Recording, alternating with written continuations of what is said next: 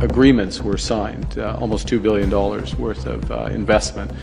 The vast majority involving Canadian companies is G7, but the vast majority of Canadian companies and things in Canada.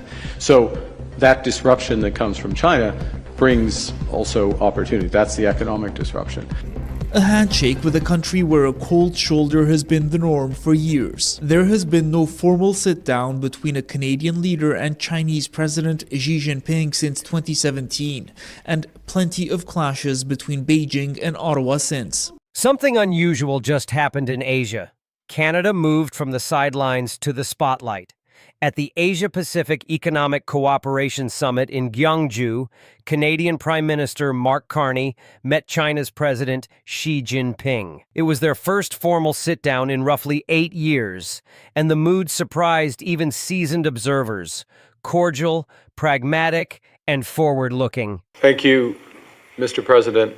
It is a pleasure to meet you again and to meet you for the first time in my capacity as Prime Minister. I had the great pleasure of attending, amongst other meetings in China, the G20, over which you presided, at a time of great hope for the international system and great progress under the banner of the G20. Context matters. Since late 2018, Canada-China relations were strained by arrests, sanctions, and trade frictions, driving high-level contact to a near halt. Ottawa is now trying to rebuild without returning to old dependencies.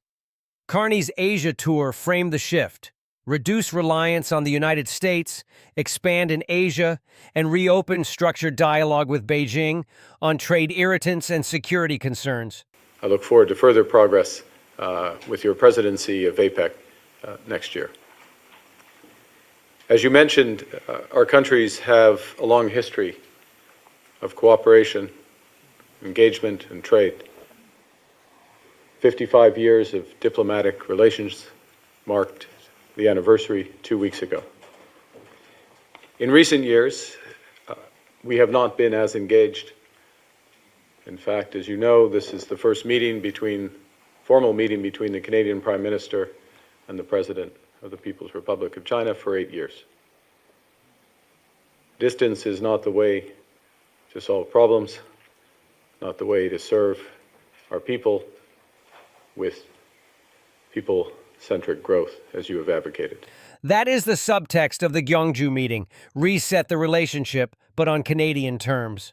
On substance, the two leaders signaled work on very specific files: agriculture, seafood, electric vehicles, energy, manufacturing, climate, and international finance. Pragmatic and constructive engagement is, and I welcome the momentum that has been established in recent months, meetings of our officials, meetings of ministers, and the meeting that I was able to have with Premier Li in New York.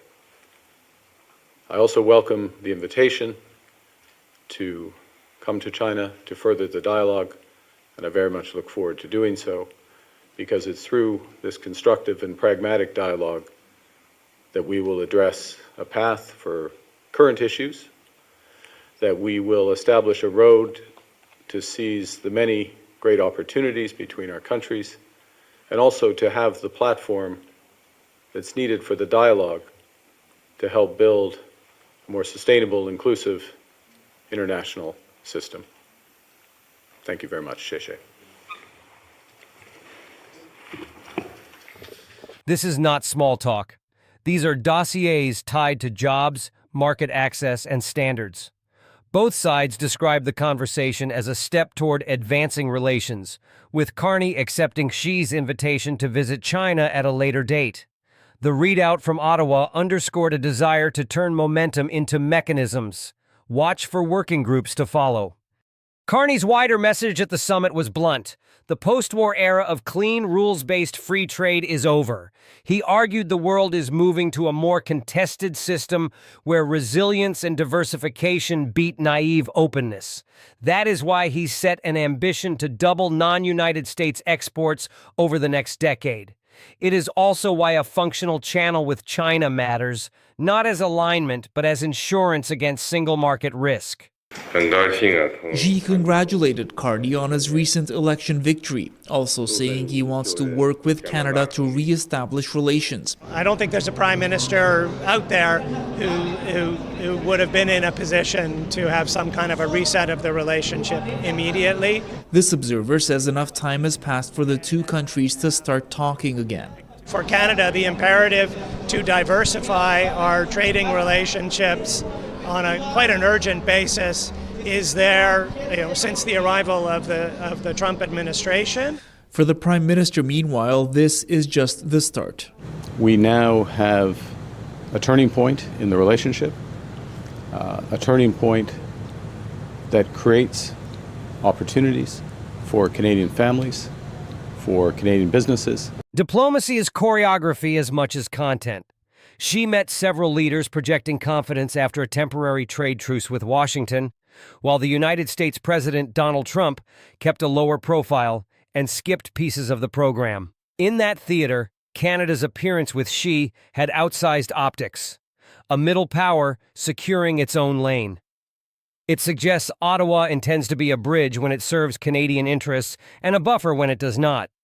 That dual role is classic middle power statecraft. Do not mistake warmth for a free pass. Real disputes remain. China has levied measures affecting Canadian farm goods. Canada imposed steep tariffs on Chinese electric vehicles, and both sides have accused the other of unfair practices. The promise in Gyeongju is not instant resolution, but a restart, structured talks to grind down barriers sector by sector. If even a fraction of those files clear, Canadian exporters will feel it. If not, Ottawa can still claim it tested engagement. Carney also managed parallel politics with Washington. He privately apologized to Trump for a contentious anti-tariff advertisement run by a provincial government back home, diffusing a distraction at exactly the wrong moment. That small gesture matters. Canada needs oxygen with both giants. The ability to disagree on policy while keeping personal lines open is the unglamorous core of leverage. It is what lets a country say yes when it can and no when it must. Why does this meeting land now? Two forces converged. First, Asia's trade and security map is shifting, and China is signaling selective pragmatism with U.S. allies when it serves economic stabilization. Second, Canada needs alternatives as bilateral spats with Washington spill over into tariffs and threats. APEC offered a neutral stage to test whether carefully bounded cooperation with Beijing can deliver tangible gains without sacrificing values or alliances. The next moves will reveal intent. A Canadian state visit, if scheduled, would likely lock in agendas on market access, product standards, and climate finance architecture. Expect Ottawa to push for clearer protocols on consular cases and interference concerns, while Beijing presses on technology and industrial policy space.